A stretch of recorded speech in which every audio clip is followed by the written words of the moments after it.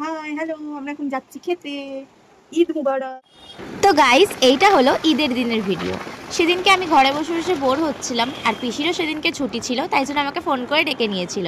আর আমরা এখন বেরিয়ে গেছি একটুখানি ঘুরবো, ঘুরে খাওয়া দাওয়া করতে। আর এখানে দেখো ঈদের জন্য সাজানো হয়েছে, আর সবাই সেজে গুজে ঘুরতে বেরিয়েছে। डर लगता है, डर। इधर से निकलो जल्दी, बाबाड़ी बाबा। তো অ্যাকচুয়ালি গাইস, আমরা এখান থেকে যাচ্ছিলাম একটা রেস্টুরেন্টে খেতে।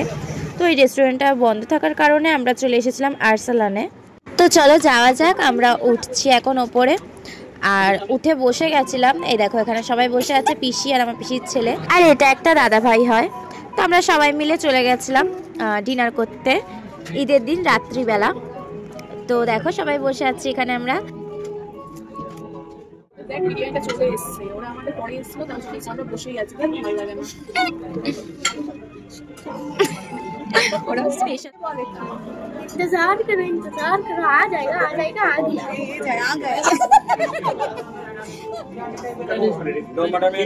অ্যাকচুয়ালি গাইস, ঈদের দিনে মনে হয় স্টাফ এদের কম ছিল নাকি জানি না। তো এই রেস্টুরেন্টে আমি মানে আরসালানের এই রেস্টুরেন্টে আমি ফার্স্ট টাইম গেলাম, আর এত সার্ভিস এত লেট করে করেছে। প্রায় 1 থেকে 1.5 ঘন্টা পর আমরা খাবার পেয়েছি। তারপরে খাবার আসার পরেও আমার ভাইয়ের মানে আমার পিসির ছেলের প্লেটে মাটনের জায়গায় চিকেন দিয়ে দিয়েছিল। এটা হচ্ছে বেহালায় আরসালানটা, এখানে আমি প্রথমবার গেছি। সার্ভিস দেখো গাইস, এটা মাটন আছে। এসেছে তো এত লেট করে, তারপরে আবার চিকেন দিয়ে দিয়েছে মাটনের জায়গায়। উফ বাবা গো, 1.5 ঘন্টা পর আমরা অ্যাট লাস্ট খাবারটা পেলাম আমাদের সামনে। তো চলো তাড়াতাড়ি করে খেয়ে নি বাবা আগে।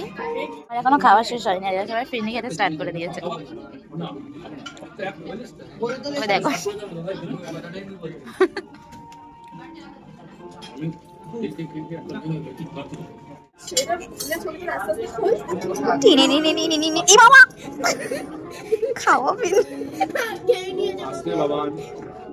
ইঁদুরে খাওয়া ফিরনি দিয়েছে ওদেরকে আরসালান।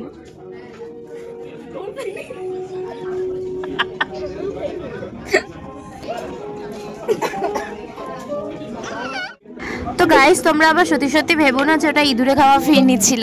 আমি যখন বিরিয়ানিটাকে হাত ধুতে গেছিলাম, তখন আমার পিসি ওখান থেকে খেয়ে আবার সুন্দর করে ওটা ঢেকে রেখে দিয়েছিল। আর আমি ভেবেছিলাম যে সত্যিকারের হয়তো ওটা ওরকম দিয়েছে, তারপরে আমি জানতে পেরেছিলাম। তো খাবার দাবার তো খেলাম, খাওয়ার পরে একটু মুখ শুদ্ধি নিয়ে পালিয়ে আসলাম চলো ঘরে।